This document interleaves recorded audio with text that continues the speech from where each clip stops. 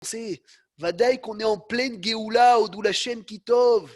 Il a dit, Rav Obadia, tu es obligé de voir l'État, tu es obligé de voir la terre d'Israël, qu'on est revenu dans notre terre comme le début de la Géoula. Obligé.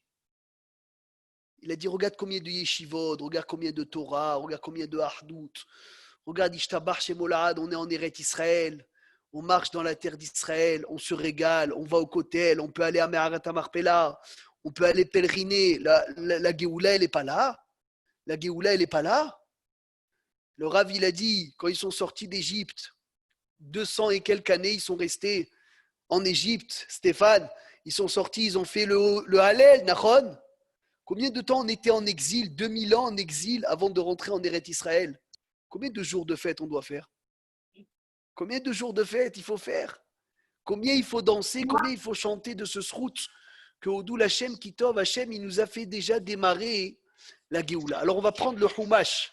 Eliezer, prends ton Chumash. Va être Hanan, une des plus belles parachiotes de la Torah. Extraordinaire. Va être Hanan, El Adonai, Ba'et Haïl est mort. Il dit, Moshe Rabbeinu, j'ai supplié Hachem dans ce moment en disant, Stéphane, tiens ton Chumash.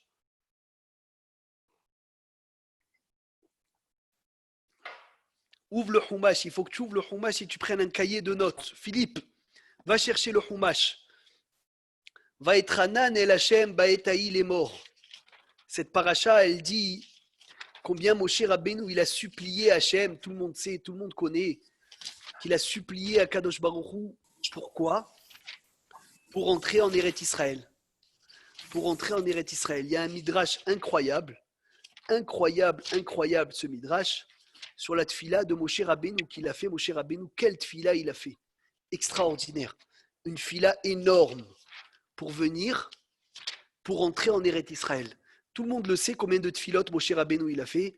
Il en a fait combien? 515. 515. Magnifique. Et là, on va étudier Rabotai, les tfilotes de Moshe Rabbeinu. Ça me fait penser à une Gemara. Avant de venir, j'étais au Beth Midrash, j'étais en train d'étudier la Gemara dans ma Sechet Brachot. Eric, est-ce que tu écoutes? Tu es avec nous, Eric? Eric Tzemach, il est là ou il n'est pas là? Chazak, bravo. On préfère te voir, Eric. Ton sourire.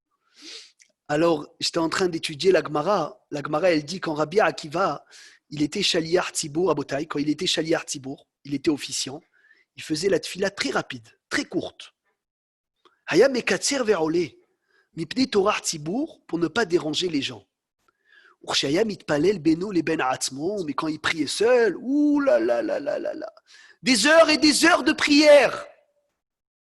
Puisqu'on parle des tfilotes longues de Moshe Rabbeinu. La Gemara, elle dit, il y a deux sortes de prières. Écoutez bien. Moshe Rabbeinu, il a prié 515 prières pour entrer en Eret Israël. Il a prié 40 jours et 40 nuits. Pourquoi? Pour venir pardonner la faute du veau d'or. Mais d'un autre côté, quand sa sœur, elle était malade, comment il a prié? Il a prié, El, Na, Refana, La, Hachem, s'il te plaît, guéris-la. Ni 40 jours, ni 40 heures, ni 40 minutes, une minute, même pas une minute. C'est étonnant, des fois long, des fois court. C'est bizarre. El narefana la. Il n'est pas marich, il ne rallonge pas. La Gemara, elle raconte dans ma Sechet Brachot une histoire extraordinaire. La Gemara, elle dit, il y avait un Hazan, il est monté à la Teva. Et il était très très rapide, Philippe. Il a tracé la tfila. Comme le TGV, il dit, c'est pas le train grande vitesse, ça peut être la tfila grande vitesse aussi. Il a fait la tfila très rapide. Et ils lui ont dit à Rabbi Eliezer, ils lui ont dit, regarde comment il est rapide. Regarde comment il fait court. Il a dit quoi? Il est plus court que Moshe, qui a dit El Narefanala. Non, il n'est pas plus court que Moshe. Il est plus long que Moshe. Un autre Hazan, il était à la Teva, il a fait la tfila des heures. Ils se dit, Rabbi, regarde comment c'est long cette prière. Oh, c'est trop long. Il a dit quoi? Il est plus long que Moshe, il a prié 40 jours et 40 nuits. Donc tu peux toujours trouver plus long ou plus court. Mais Rabotaï, c'est quoi le Yesod ici? Écoutez bien grand vos oreilles. Quand Moshe Rabbeinu, il était seul, et il empêchait personne, et il dérangeait personne, il pouvait prier très très long. Mais quand Moshe Rabbeinu, il était avec tout le Ham, et tout le Ham l'attendait, il était obligé de prier rapidement. Et ça, c'est le yesod incroyable. Incroyable. Ouvrez grand vos oreilles. Quand je fais ma Hamida, 1 heure, Stéphane, et c'est que pour moi. Je prends de mon travail. Alors tu prends de ton travail, prends même 2 heures, 3 heures si tu veux, il n'y a pas de problème. Mais quand tu fais ta tefila 3 heures et tu sur le dos des gens, c'est assourd. C'est assourd. Fais-la rapide. Rabbi Akiva, Rabotaï, Rabbi Akiva, quand il priait Shaliach Tzibour, il était rapide.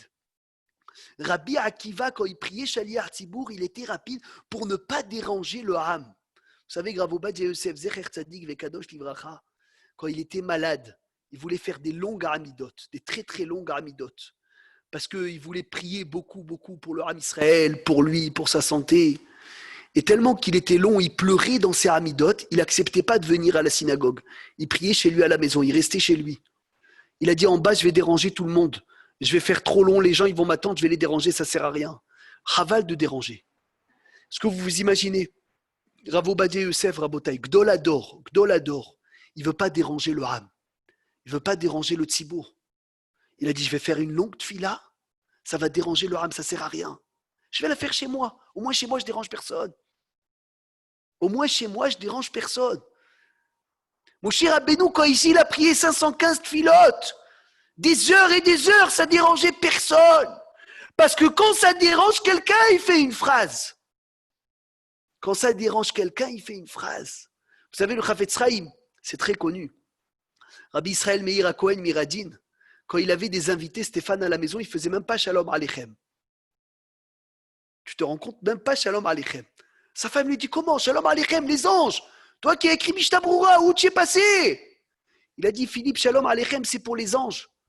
Eux, ils n'ont pas faim, ils ont pas envie de manger. Mais moi, j'ai des invités ici, les pauvres, toute la journée, ils n'ont pas mangé.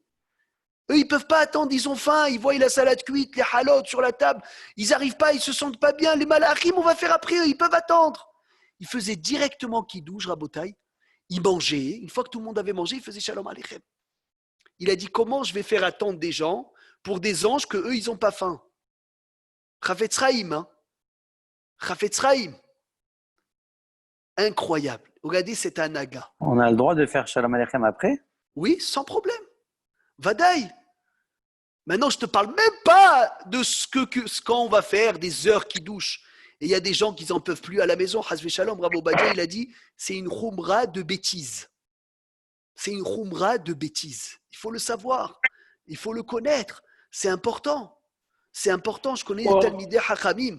Je ne vais pas citer les noms. À la maison, quand ils arrivent à la maison, il y a les enfants, ils sont fatigués, la femme, elle veut manger rapidement.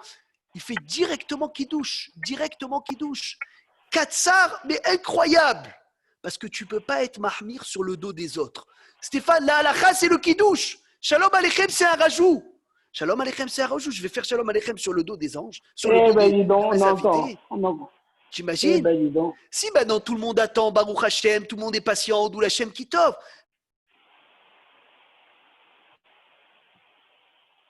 Excellent. Tout le monde m'attend, c'est Haval. C'est ce qu'il dit Rav Ovadia dans le mot mahmir.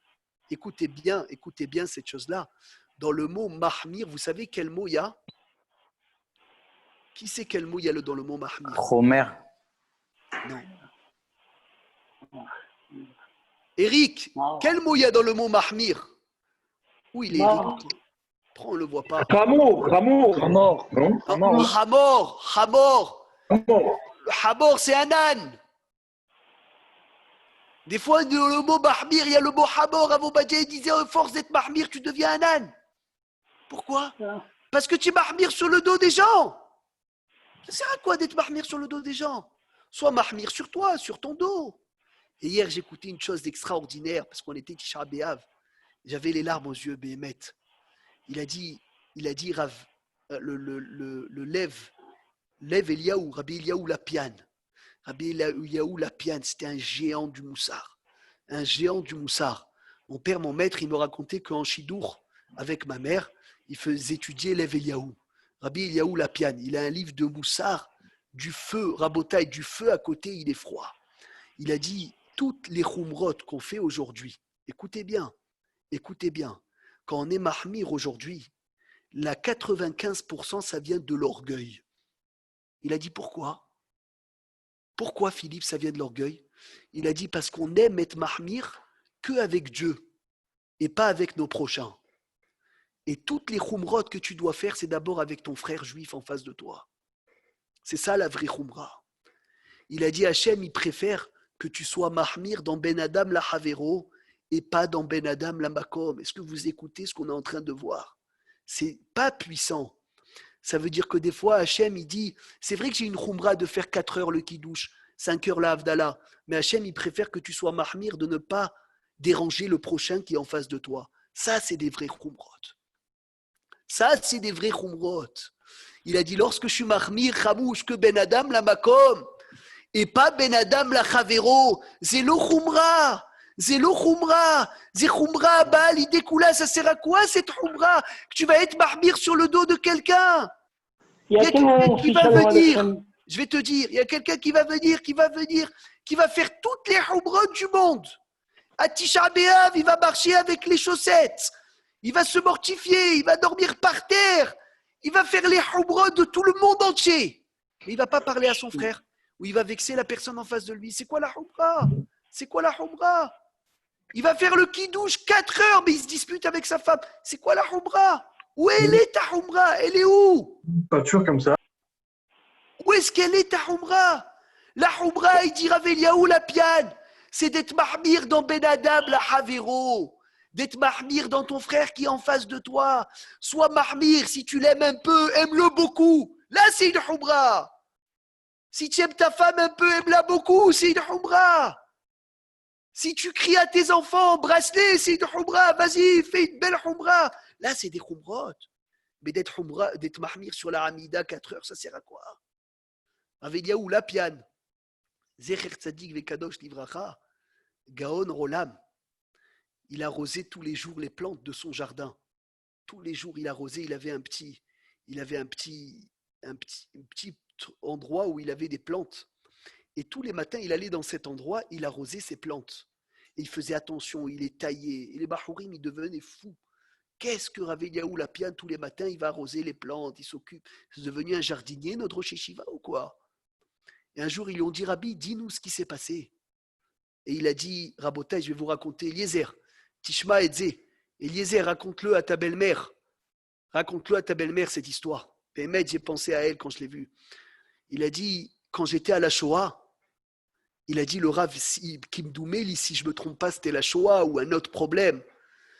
Il a dit, des ennemis du Ham Israël, des ennemis du peuple juif, ils cherchaient les juifs pour les tuer. Et moi, je suis sorti, je me suis caché dans ces herbes, dans ces plantes. Et Baruch Hashem, comme ils étaient élevés, ils m'ont tout caché. Baruch Hashem, ils sont passés devant les herbes et ils ne m'ont pas vu. Il a dit, grâce à Dieu, j'ai été sauvé, aujourd'hui je suis là. Comment je ne vais pas avoir un karatatov envers ces herbes qui m'ont sauvé? Tous les matins, je dois y aller, je dois m'occuper d'eux. Il les taille, il les arrose. Il a dit, c'est ça la khumra. La khumra, c'est d'être mahmir, même Ben Adam la Havero. Même Ben Adam la Makom, et surtout dans Ben Adam la Havero. Et je vais vous dire pourquoi. Le même rabbin, ils ont emmené un chat à la yeshiva en hiver. Un chat à la yeshiva. Un chat à la yeshiva, écoute bien Eric, kol hakavod.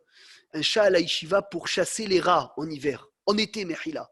Et en hiver, il n'y avait plus besoin de ce chat, je ne sais pas pourquoi, qu'est-ce qu'ils ont fait. Ils n'avaient plus besoin. Donc, comme Bahour, il a dit, Rabbi, on dégage le chat. Il a dit quoi? Il a dit, tu enlèves le chat. Il a dit, en été, il t'a servi. En hiver, tu lui donnes un coup de pied, tu le jettes. Il a dit, mais Rabbi, c'est trop compliqué d'avoir un chat à la yeshiva. Tous les matins, il faut lui donner du lait. C'est assourd de manger avant, celui qui a un animal à la maison. C'est beaucoup d'halachot. Tu n'as pas le droit de manger. Tu arrives Shabbat, Philippe, tu as faim, tu as envie de manger la dafina. Ils n'ont pas mangé, tu ne peux pas manger. Assour les adam, chez Yochal, Kodem, chez Iten Machal, et Behemto. Tu n'as pas le droit de manger avant que ton animal y mange. Il a dit, on ne veut pas, c'est trop d'occupation. Il a dit, Rabotai, donnez-le moi. Donnez-le-moi le chat. Ils lui ont donné le chat, il a gardé dans sa cour et tous les matins, il lui donnait à manger. Il a dit, tu ne peux pas venir profiter de quelqu'un et après, quand tu n'as plus besoin, tu lui donnes un coup de pied, Hasve Shalom. C'est quoi ces midotes? C'est quoi ces midotes? Ah, tu vas me dire, mais Rabotai, c'est des herbes. C'est un chat, il ne comprend rien. Ah, Moshe Rabbeinu, il n'a pas voulu, Rabotai, frapper l'eau parce que l'eau, elle avait sauvé, on le sait tous. Il n'a pas voulu frapper la terre parce que la terre, elle a enterré l'Égyptien. Shoel, Raveliaou Lapian, il pose Raveliaou. Mais ça sert à quoi, Eliezer, d'avoir la reconnaissance envers quelque chose de mort? Alors écoutez bien ce qu'il a dit et c'est très profond. Il a dit le but de réparer ces midod, Rabotai, d'avoir la reconnaissance, il y a deux buts. Il y a un but que je te donne à toi pour te rendre ce que tu m'as fait comme bien. Mais le premier but, c'est changer mon mauvais caractère. C'est me transformer à moi. Et il a dit, c'est vrai que quand tu fais un karatatov envers de la terre, envers de l'eau, envers une voiture, envers un chat, envers de l'herbe, le personne en face, il sent rien, mais tu t'es transformé à toi. Et c'est le but des midod rabotai, c'est de se transformer, de se travailler, de se changer. On a tous des mauvaises midotes. On a tous des mauvaises midotes, rabotai. Vous savez ce qu'ils disent les mefarshim? Les mefarshim, ils disent dans un homme, il y a des midotes, des fois des animaux. Des fois, un homme, il s'énerve, tu crois que c'est un lion, tu crois que c'est un ours. Des fois, il mange, tu crois que c'est un requin. C'est comme ça. Un homme, il a des midotes des animaux. Comme ça, le Midrash, il dit, Rabbi Eliyahu Rumi, Zecher Tzadik Vekadosh Tivracha, il disait, dans la personne, il y a tout le zoo de la barbenne, elle se trouve dans nous. Tout le zoo, tous les animaux, ils se trouvent chez nous. La avoda, c'est quoi? C'est qu'on transforme tout, on devient des bnei adam, on devient des hommes, on devient gentil, on devient naha. Tout le monde a du kaas, tout le monde a des mauvaises pensées, tout le monde des fois est tordu dans ses idées. Eh bien, Baruch Hashem, on est là pour travailler. Mais on revient à ce qu'on disait, il dit Raveliaou Lapian, tant que tu es mahmir sur ton dos, kol hakavod, c'est extraordinaire. Quand ta humra, elle va venir sur le dos des autres, prends-la, mets-la à la gnisa. Prends-la, mets-la à la poubelle, elle ne sert à rien. Elle ne sert à rien si elle va venir être pogia dans quelqu'un. Je racontais cette semaine, Rav Ovadia Yosef, Zecher Tzadik Vekadosh Tivracha, à Philippe, écoute bien ça, c'est incroyable. Il avait des slichot. Il avait les slichot samedi soir, à minuit et demi. En Israël, il faisait les slichot à Hatzot. Et avant, il faisait un grand chiour. Il y avait des centaines de personnes. Après des slichot incroyables, mais un kiddush Hashem qu'il n'y en a pas eu deux comme ça, tellement que c'était beau à voir. À Yazdim, dans sa synagogue. Et un jour, des années, un jour, une femme qui habite au-dessus, elle appelle Rav Ovadia. Il lui dit, oui, qu'est-ce qu'il y a? Elle lui dit, voilà, Rabbi, tu fais des slichot le soir, tard, mes enfants, ils n'arrivent pas à dormir. Ils ont du mal à dormir. Donc, ils ont du mal à dormir, mais là, ça nous dérange. Après, ils ne se lèvent pas le matin à l'école, ça fait des problèmes, je me dispute avec eux, je m'accroche avec mon mari. Ouh là là, Rav Ovadia, il a dit tout de suite, j'ai compris. Il a dit, Rabotai, à partir de maintenant, il n'y a plus de slichot le soir. Ils ont dit quoi? Les gens, ils sont devenus fous. Les gens, ils sont devenus fous. Ils se disent, Rabbi, mais qu'est-ce qu'on s'en fout d'une famille? 2-3 personnes, on est des centaines de personnes ici. Maïrpat maintenant, et alors, 2-3 enfants, ils n'arrivent pas à dormir, ça fait quoi? Nous, on profite, nous, on étudie, nous, on fait les slihot. Regardez ce qu'il leur a dit, Rav Ovadia Yosef, écoutez bien. Il a dit, tous nos slihot, des centaines de personnes, qui étudient, qui prient, tout ça, Rabotai, sur le dos d'une personne qui n'arrive pas à dormir, Hachem, il le déteste. Il n'aime pas. Il n'aime pas. Ça te sert à quoi? Il n'aime pas ça. Il n'aime pas ces mitzvot. Pourquoi faire une mitzvah quand tu voles le sommeil de quelqu'un? Tu te lèves au slichot, tu as réveillé toute ta famille. Tu as fait 2 cafés, tu as pris tes habits, tu t'es habillé, tu as fait du bruit. Baz et chavé, ça te sert à quoi? Alors tu as fait Gezel Shena d'un côté pour les slichot qui est un plus. C'est pour cela qu'il dit Rav Ovadia, il faut que tu apprennes la halacha. Il faut que tu saches qu'est-ce qui est essentiel, qu'est-ce qui est secondaire. Qu'est-ce que c'est secondaire que je vais le faire, que c'est sur mon dos? Qu'est-ce qui est essentiel que je vais le faire et je vais savoir comment le faire à Botaï. C'est important d'apprendre. C'est important d'apprendre. Ad Kedekar Chafetz Chaim, il ne faisait pas Shalom Aleichem. Ad Kedekar Moshe, il a raccourci sa tefila. Ad Kedekar que Rabbi Akiva, il a raccourci sa prière. Chafetz Chaim, un jour, il était dans une Il auberge. n'est pas à leur niveau quand même. Hein. Il n'y a pas de problème. Si eux, ils ont raccourci, Ramouche Kol Sheken, toi, tu dois raccourcir pour ne pas déranger. Au contraire, on n'est pas à leur niveau. Eux, dans leur niveau, ils raccourcissaient pour ne pas déranger. Qu'est-ce que nous, on doit faire pour ne pas déranger? Ouais, quand même. Tu rigoles?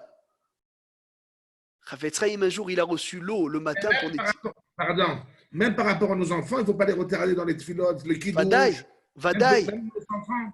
Rav Obadia, il a dit, dans la maison, ça doit être un kiff. Tout doit être un kiff. Rien doit être un poids. Rien doit être un poids. L'enfant, il ne doit pas se dire, oh, mon père, il fait Avdallah, ça dure 2 heures, je ne peux pas. Pourquoi tu le dégoûtes de l'Avdallah, misken? Fais ce qui est hachou. Après, seul, fais tout tes yiratson. Mais au moins, tu lui as dit, voilà, mon fils, c'est l'Avdallah. Ravetz Chaim, un matin, écoutez bien, il a reçu l'eau pour Netilat Yadayim, il était dans une auberge, et il a fait un tout petit Netilat Yadayim, comme à Charbab, tout petit, avec un réveil d'eau. Et ils lui ont dit, ses élèves, Rabbi, quoi, tu as changé d'avis? Tu as écrit dans tes livres, il faut mettre plein d'eau pour la bracha, on connaît tous ce qu'il faut faire pour Netilat Yadayim, c'est chachouv. Il leur a dit, c'est vrai, j'ai pas changé d'avis. Alors pourquoi tu fais réveil? Pourquoi tu fais tout petit, un peu d'eau? Il a dit, tu as vu qui est parti puiser l'eau le matin? Il a dit non, il a dit, regarde. Il a dit, l'aubergiste s'est levé à 4 heures du matin pour aller puiser un seau d'eau, dans la neige. Il a dit, tu crois que je vais être mahmir de verser beaucoup d'eau sur son dos à elle, la pauvre? Il a dit, c'était moi qui étais parti puiser, alors je verse tout le seau, c'est sur mon dos à moi. Mais il a dit, là, la pauvre, c'est elle, regarde les efforts qu'elle a fait. Regarde les efforts qu'elle a fait, comment moi je vais négliger ses efforts? Elle a besoin du reste de l'eau, je vais faire le minimum parce que c'est pas sur moi.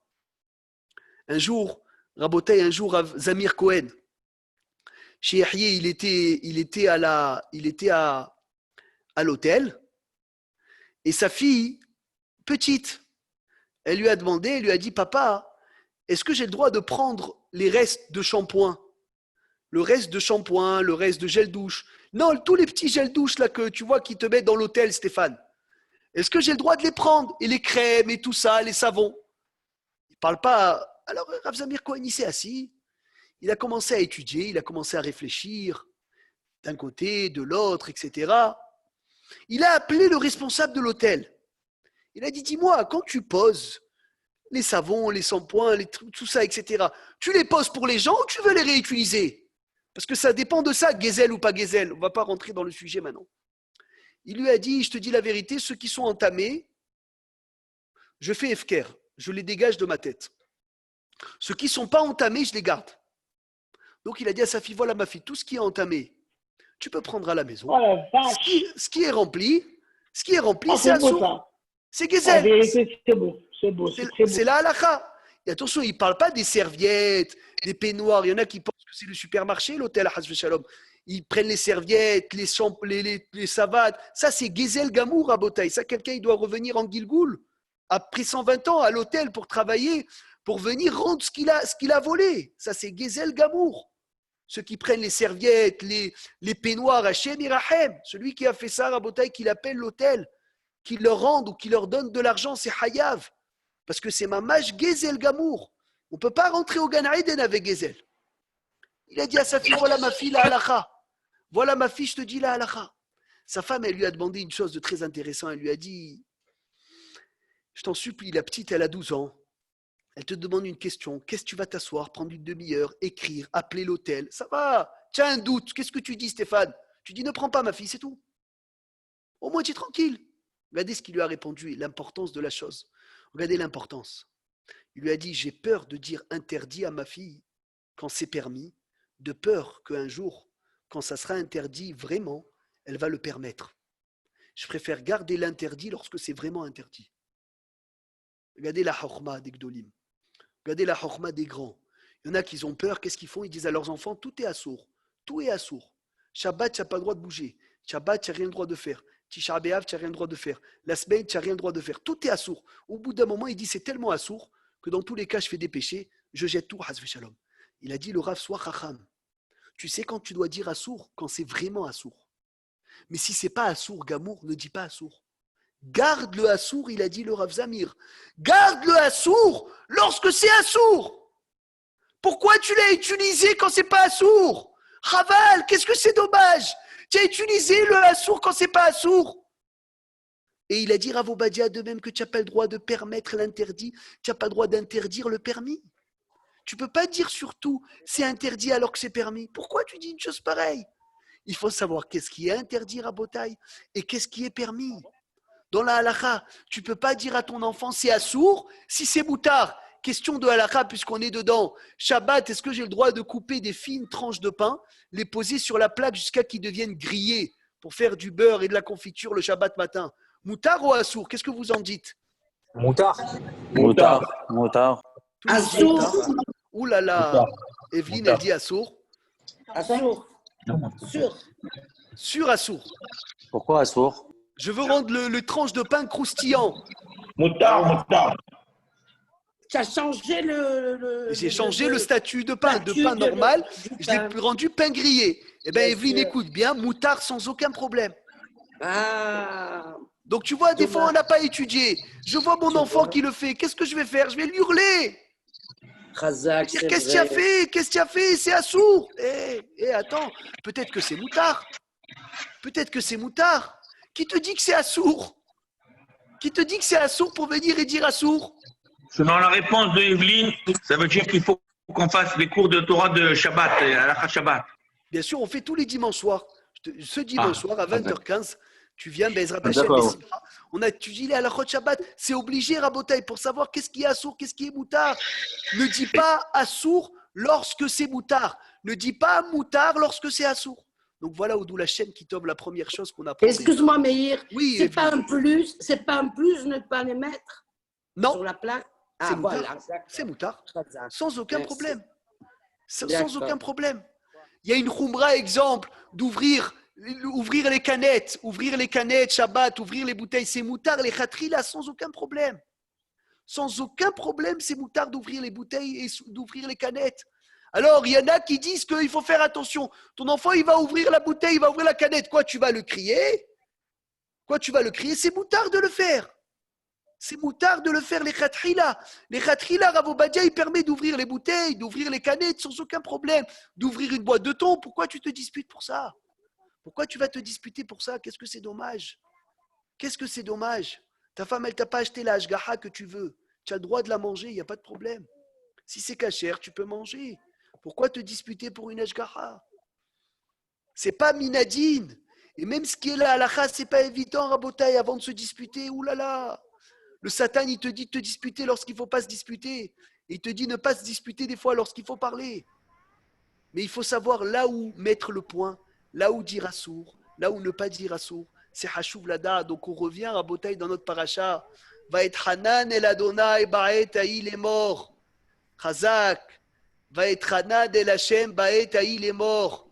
J'ai supplié Hashem dans ce moment-là en disant Hashem Elohim, Hachem, mon Dieu, ouvrez le Chumash. Ata Hilota, tu as commencé. Les Harot et Avdecha. Qui a le micro ouvert? Il y a quelqu'un qui a le micro ouvert. Hazak. Fermez les micros. Ata Hilota, tu as commencé. Les Harot et Avdecha à montrer à ton serviteur. Et Godlecha, ta grandeur. Mais et Yadecha Hazaka, ta main forte. Asher Mi'el Bashabai Muva'aretz. Qui est comme toi un Dieu puissant dans le ciel et la terre? Asher Ya'asechem Ma'asecha, qui va faire comme tes actions. Vechikvurotecha, et comme tes forces. Ça veut dire, mon cher Rabbeinu, il dit Hachem, je t'en supplie. Tu m'as fait gagner les guerres. Tu m'as laissé, Baruch Hachem, combattre. Alors je vois qu'on dirait que tu me laisses rentrer en Eretz Israël. Aberana ve'et haaretz hatova. Laisse-moi passer pour voir cette terre. Asher be'ever hayarden, qui se trouve dans le Ever hayarden. Ahar hatov hazeh, cette belle montagne. C'est quoi cette belle montagne, Rabotai? C'est quoi la belle montagne? De quoi il parle? Yerushalayim, Yerushalayim. Vers Levanon. Et c'est quoi Levanon? Betamikdash. Betamikdash. Hachem, laisse-moi passer. Laisse-moi voir. Je veux passer. Je veux mettre mes pieds en Eretz Israël. Vaïtaber Adonai bi lebanchem. Hachem s'est énervé avec moi pour vous. Velo shama elai. Hachem ne m'a pas écouté. Vayomer Hachem elai ravlach. Vous imaginez ce moment-là où Moshe Rabbeinu il est en train de parler au peuple et leur dit regardez ce que vous m'avez coûté entre guillemets. Je rentre pas en Eretz Israël pour vous. Je rentre pas en Eretz Israël pour vous. Hachem s'est énervé avec moi pour vous. Il dit le Or HaChaim Akadosh une chose d'incroyable. Hachem il a dit à Moshe, tout le monde sait, parle au rocher, Nachon Stéphane. Et il n'a pas parlé au rocher, qu'est-ce qu'il a fait? Après il a frappé le rocher. À cause de ça, on ne rentre pas en Eretz Israël. Depuis le Gan, on l'a appris ça. Maintenant, c'est possible. Moshe Rabbeinu, Gaon Olam, Birfodo, Be'atzmo, Hachem, il lui dit parle, il frappe. C'est bizarre. Qu'est-ce qui se passe? Pourquoi tu frappes? Parle au rocher. Moshe Rabbeinu, il dit le Orachaï Bakadosh, il n'a pas voulu accuser le peuple. Il a dit si je parle au rocher et il m'écoute, alors que le peuple, Hachem, il leur parle longtemps et ils n'écoutent pas, alors l'accusateur, il va dire oh, le rocher, il est mieux que les juifs. Le rocher, il est mieux que le Ham. Pour ne pas accuser le Ham, je préfère le frapper. Comme ça, au moins, on ne dit pas que les juifs, quand on leur parle, ils n'écoutent pas. Est-ce que vous vous rendez compte ce qu'il a fait, Moshe Rabbeinu, et ce qu'il a pris sur lui pour ne pas, à Kedekar, qu'il a perdu de rentrer en Eretz Israël. Vayomer Hashem, Elaye Hashem, il m'a dit, voilà le pasouk Philippe que tu dois souligner. Ravlach, Altosef, stop. Ne rajoute pas d'Aber Elay, de me parler. Oh, encore Badavarazé. Stop, arrête de parler. Nahon, kol hakavod, ce que tu dis, Michael. Altosef d'Aber Elay. De là, il dit le Midrash, si Moshe Rabbeinu faisait une 516e prière, qu'est-ce qui se serait passé? Il serait rentré. Le Midrash, il dit, Hachem, il lui a dit, Moshe, si tu fais une autre prière, tu es obligé de rentrer. Je suis obligé de te laisser rentrer. Et ça, c'est la chose incroyable. Vous savez que la tfila, c'est ce qu'on va voir aujourd'hui, elle est dans le teva. Le Maharsha, il dit que la tfila, elle est dans le teva. Ça veut dire quoi dans le teva, Rabotai? Ça veut dire que Hachem, comme ce qu'il a ancré dans la nature, que le soleil se lève le matin et il se couche le soir, il a ancré dans la nature que quelqu'un qui prie de toutes ses forces, un jour ou l'autre, il est hayav d'être répondu. Donc Hachem, il supplie Moshe, il lui dit Altosef daber elay od badavar hazeh. S'il te plaît, arrête de parler. S'il te plaît, arrête de parler. S'il te plaît, arrête de prier.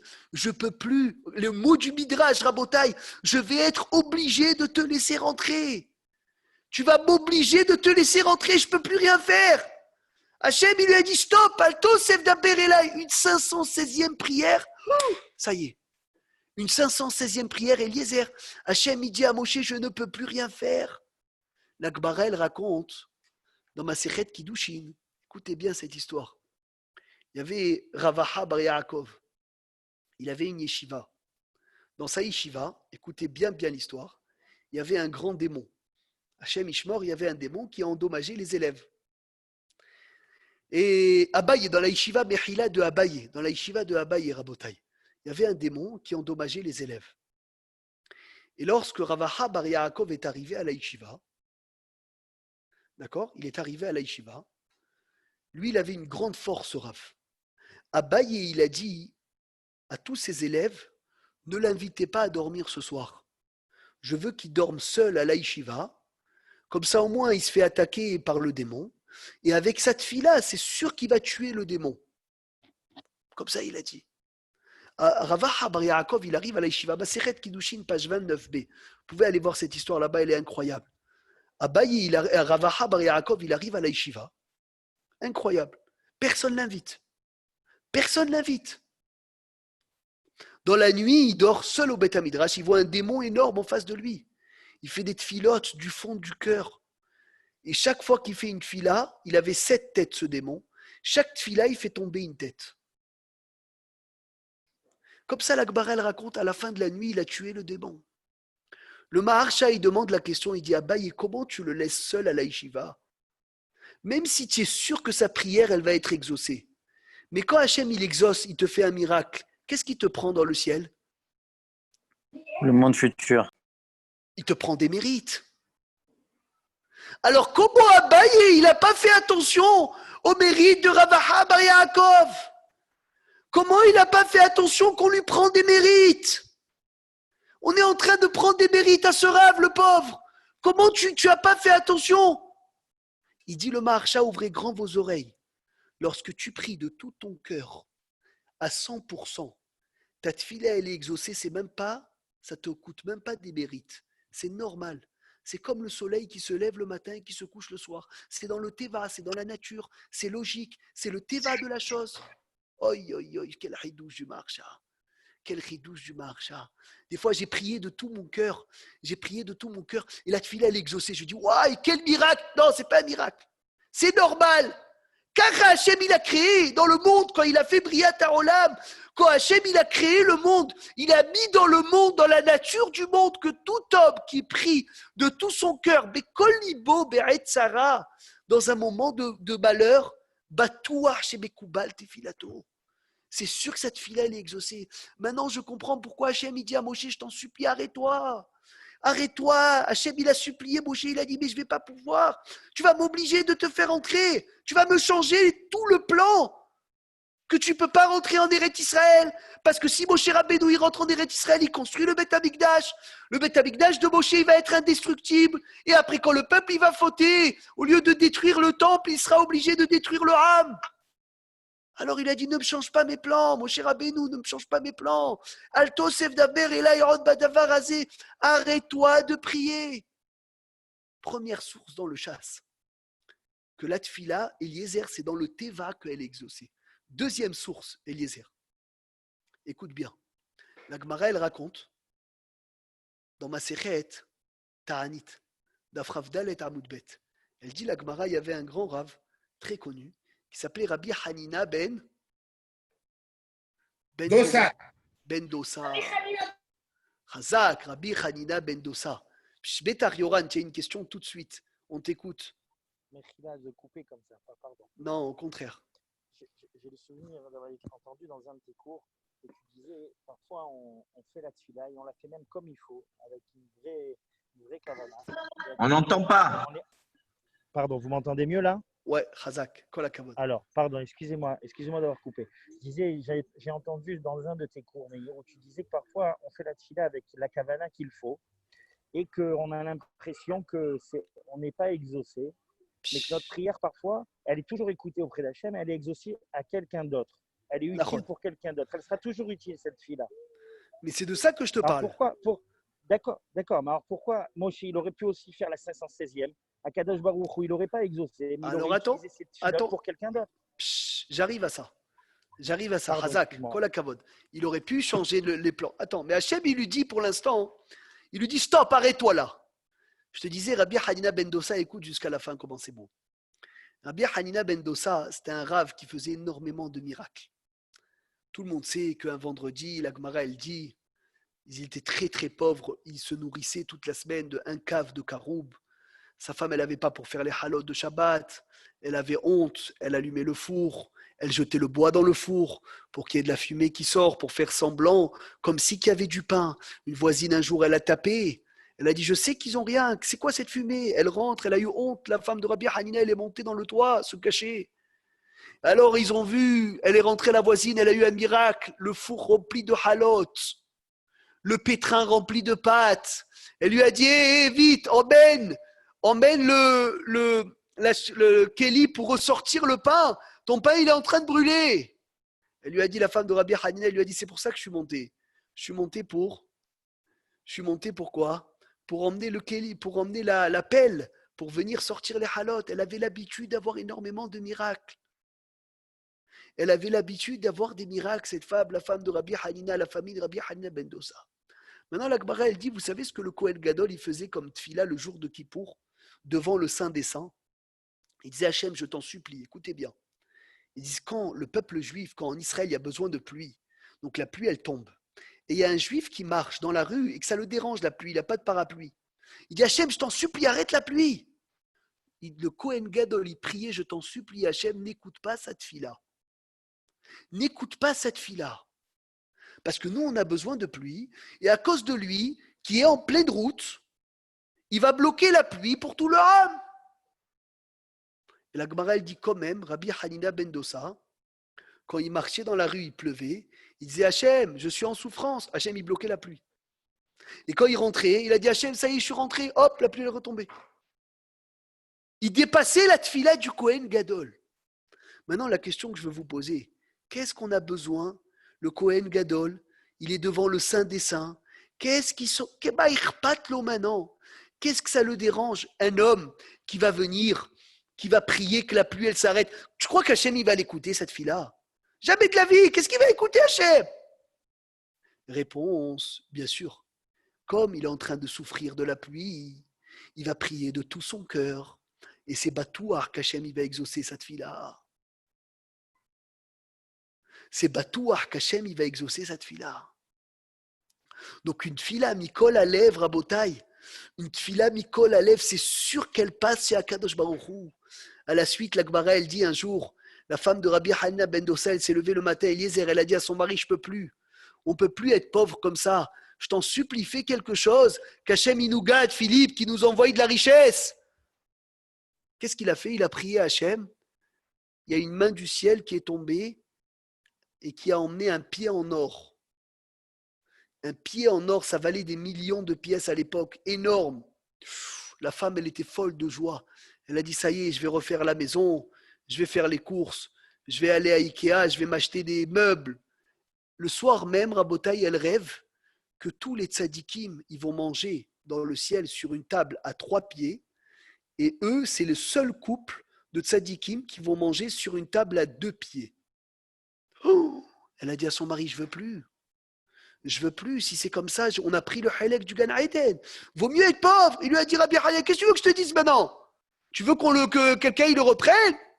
Il a prié Rabbi Hanina ben Dosa, il a dit, Hachem, je t'en supplie, ma femme, elle veut plus le pied en or.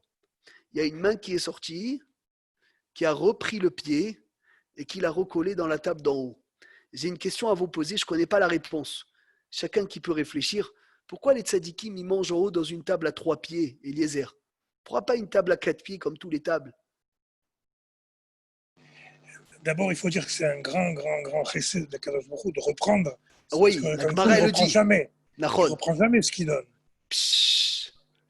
Mais la question que j'ai, c'est pourquoi les tables en haut, ils sont à 4 pieds. Ils sont à 3 pieds, pourquoi?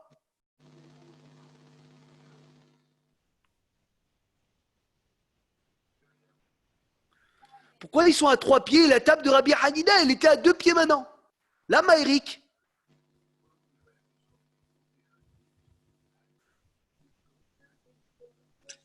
La Ménorah, il y en a une qui dit la Ménorah, elle a 3 pieds. Peut-être pour nous dire que ça n'a rien à voir avec la table d'en bas. Non, mais ça veut dire quelque chose. Les tables en haut dans le Gan Eden, chaque table, elle a 3 pieds. Et si tu profites trop de ce monde, Hachem, il te donne un cadeau, tu as gagné à l'euro-million, peut-être que c'est un des pieds d'en bas, d'en haut, qu'il te donne en bas.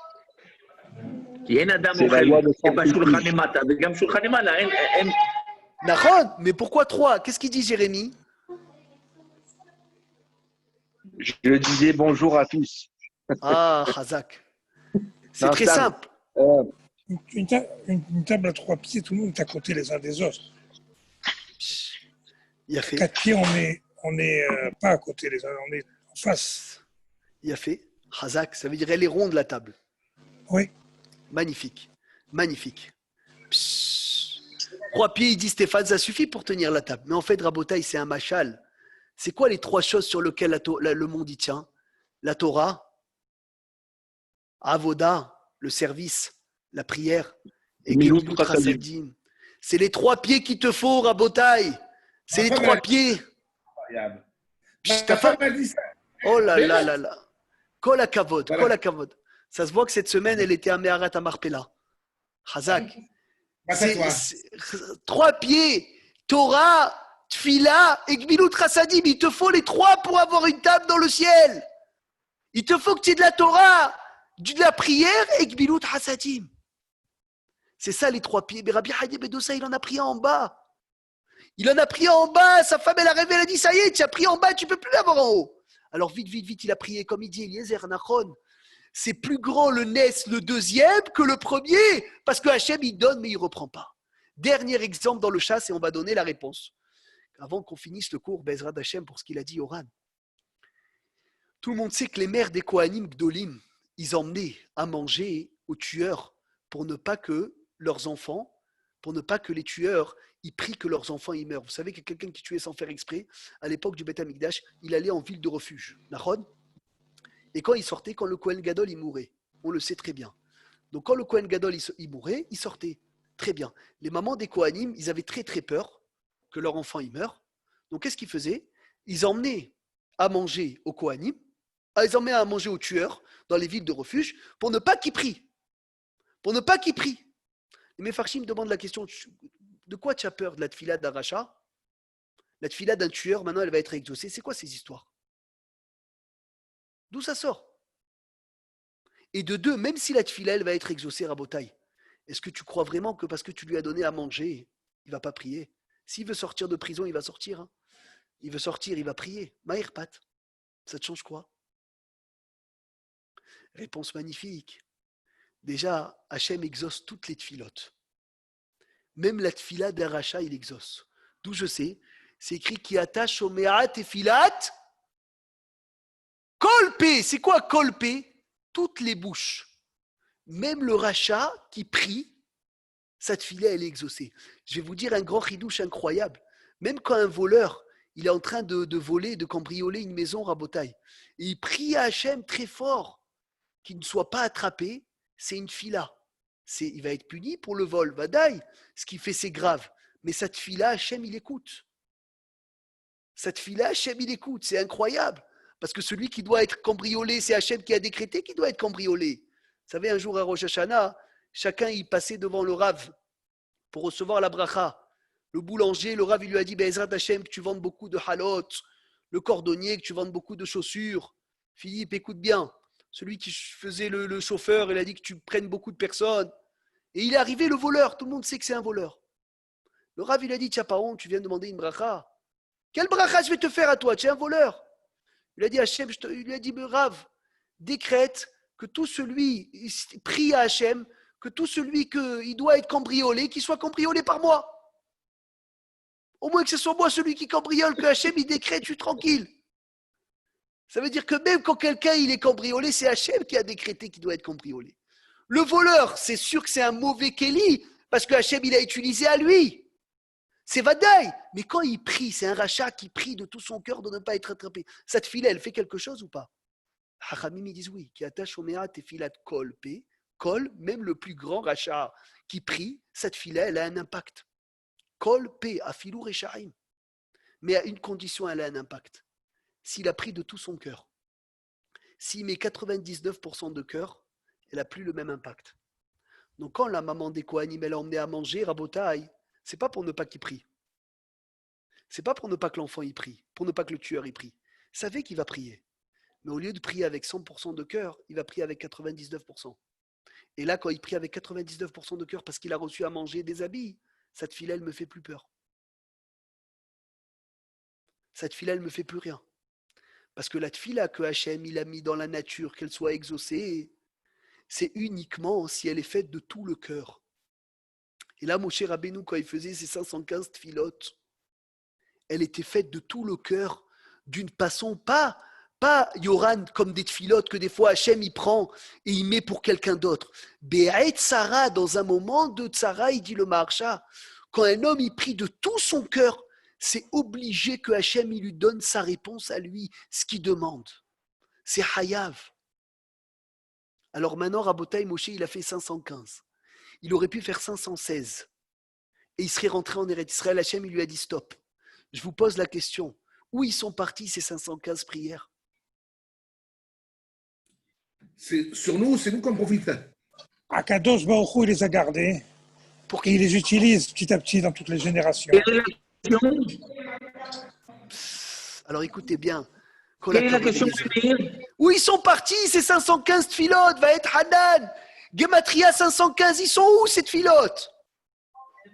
Filot enam chodvot rikan. Eh oui, alors je veux savoir, ils sont où? Écoute bien, et il est là, et Ethan, le gendre de le neveu de Philippe. Ethan, écoute ce chidouche à Hatsoum. Comme il est beau ce chidouche. Il a dit le Hatam Sofer. Ouvrez grand vos oreilles. Hachem, il a pris cette filote, comme il dit Eliezer, et il les a cassés en millions de morceaux à toutes les générations. Et chacun qui sent de l'amour pour la terre d'Israël, il a profité un peu de la tfila de Moshe Rabbeinu. 1/1000 des millièmes des millièmes. Ça veut dire que quand tu dis quelqu'un, il adore Israël, peut-être qu'il a un tout petit pourcent de plus qu'un autre qui aime un peu moins qu'Aviachol. Est-ce que vous vous rendez compte la Ahava qu'il avait, Moshe Rabbeinu, pour la terre d'Israël? Hachem, il a pu la casser en des milliards de morceaux. Et jusqu'à aujourd'hui, on en jouit de cette Ahava qu'il avait pour la terre. Incroyable. Quand les Juifs en galoute, ils prient Hachem, que je sois zoré de faire la Aliyah. Oh, peut-être ils ont 1 milliard de pourcents de Moshe Rabbeinu. Quelqu'un qui pleure, peut-être un peu plus de pourcentage de Moshe Rabbeinu. Ça a suffi, Rabotaï, les dorés d'Oroth. Ça a suffi, les dorés d'Oroth. Adayom, comme il a dit Eliezer, c'est le Hatam Sofer qui dit ça. Adayom, on en profite. C'est pas possible, tout cet amour qu'il avait, Moshe Rabbeinu, pour la terre d'Israël, que Bassof, il n'est pas rentré en Eretz Israël. C'est impossible qu'Hachem, il a mis à la Gniza. Aujourd'hui, Baruch Hashem, on en profite. Voilà, Odoul Hashem, tous ceux qui aiment la terre d'Israël, tous ceux qui ont envie de monter en Eretz Israël, ils sont en train de se dire, Odoul Hashem Kitov, j'ai un peu de Moshe Rabbeinu. Je suis un petit Nitzotz de Moshe Rabbeinu. J'ai peut-être une étincelle parmi les milliards. Attention, Rabotaï, on ne peut même pas évaluer dans combien de Dorot ça s'est étendu, ces sujets-là. Et en combien de générations et en combien de halakim ça a été cassé. Aval Baruch Hashem chez Niske. Chacun d'avoir, Rabotaï, la valeur un peu de la chance qu'il n'a pas eu Moshe Rabbeinu. T'imagines de la chance qu'il n'a pas eu Moshe Rabbeinu, que moi maintenant je suis en train de marcher en Eretz Israël et de savoir Odoul Hashem que quand Moshe il a fait les 515 tfilotes, c'était pas sur le dos de quelqu'un, c'était uniquement sur son dos. Et de savoir la valeur de la tfila, que lorsque je prie Mikol Alev, Be'aet Sarah, c'est dans le Teva qu'Hachem il nous exauce, que Bezrat Hashem, Hachem il exauce toutes nos tfilotes et qu'on revoie le Bet Amikdash Bimera Beyamenu Amen. Amen. J'ai une question, Bien Meir. sûr, Bessimcha. Comment ça se fait que c'est 515 et pourquoi 516 il aurait été exaucé? Pourquoi 516 il aurait été exaucé? Voilà. Pourquoi 516 il aurait été exaucé, tu veux dire, Par rapport aux chiffres, par rapport aux chiffres, c'est quoi cette différence entre 515 et 516? Tu sais ce que Moshe Rabbeinu il avait préparé pour 516? C'était dans sa bouche. Qu'est-ce que Moshe Rabbeinu il avait préparé pour la 516e? Il allait le dire. Hachem lui a dit stop. Le Midrash il dit ça montait comme des épées, ça montait dans le ciel. Même les anges ils tenaient pas à la tfila. C'était quoi? Personne ne sait. De rentrer en Israël. Il aurait dit une phrase. Idgadal, Veikadash, Sheme, Rabba. Fermez les micros. Il aurait dit Idgadal, écoutez bien ce hidouche. Veikadash, Sheme, Rabba. Qu'il soit grandi et sanctifié son nom le grand. Il aurait dit cette fille-là, il serait rentré en Eretz Israël. Idgadal, c'est quoi la première lettre, Stéphane? Yud. Alors, numérique, combien? 10. 10. Veit Kadash, Vav, c'est combien Vav? 6. 6. Sheme, Shin, c'est combien Shin? 300. 300. Ça fait 316. Resh, Rabba, 200. Ça fait combien en tout les Raché Tevot? 516. Raché Tevot, Shirou. Shin, Yud, Resh, Vav. Si Moshe il aurait chanté le Kaddish, Rabota, il serait rentré en Eretz Israël. Si Moshe il aurait chanté le Kaddish, c'est Rav Benachem Beros de Marseille qui m'a dit ce chidouche. Mais Shem Ambro, si Moshe Rabbeinu il aurait chanté le Kaddish, Eric, quelle chance on a d'aller à la synagogue en Eretz Israël, au Doula Shem Kitov, et de dire It Gadal, Veit Kadash, Eme Rabba, Rachetevot Shirou, Rachetevot Shirou, au Doula Shem Kitov, chez Niske Bezrat Hashem, d'avoir des psorot tovot, et qu'on puisse prendre des halakim de Moshe Rabbeinu pour être collé à la terre d'Israël. Amen. Amen. Oui, Eric. Moi, j'ai pas compris alors, mais quand il a prié pour Myriam, Bekatsar, pourquoi Katsar pour Myriam? Tout le monde l'attendait, on attendait de voyager. De toute façon, ils ont resté 7 jours. D'accord, mais il fallait faire Katsar parce qu'il était en train de s'occuper du Ham. Et quand il a fait des prières pour lui, il n'était pas en train de s'occuper du Ham? Non. Non, Ah. le Midrash, il dit. Moi, j'ai pensé peut-être que quand il fait une prière pour lui-même, c'est non, le tafkid était terminé. Le Midrash, il dit que Moshe Rabbeinu, à la fin, quand il a prié pour Moshe, il me semble que Yehoshua avait déjà pris le tafkid. Et donc, pas sur le dos des gens. Chazak ou Baruch. Shabbat Shalom Ouais, Borach. je pensais que quand il faisait une prière pour lui, du coup, c'était plus long à, on va dire, à être exaucé. Et quand c'est pour les autres, peut-être c'est plus court, en fait. Ouais, peut-être. Mais tout dépend de ce que tu as sur le dos. Kol hakavod. Yoran, tu as compris la Non, réponse? on ne peut pas dire ça, puisque même pour l'âme Israël, il a prié 40 jours et 40 nuits. Nachon.